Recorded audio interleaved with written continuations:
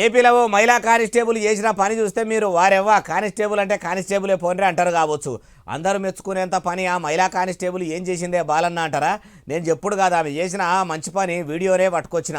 ఆలస్యం ఎందుకు, మీరే చూసి ఏమంటారో కామెంట్ చేయండి.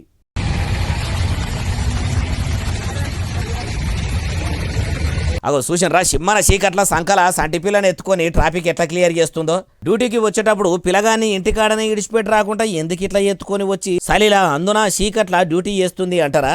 అసలైతే రంగంపేట పిఎస్లో పనిచేసే ఈ మహిళా కానిస్టేబుల్ డ్యూటీ ఒడిచిపోయినాక ఇంటికి పోతుంటే కాకినాడ సామర్లకోట రోడ్డు మీద మొత్తం ట్రాఫిక్తోని బండ్లు ఎక్కడికక్కడ ఆగి నిలిచిపోయి ఉన్నాయట.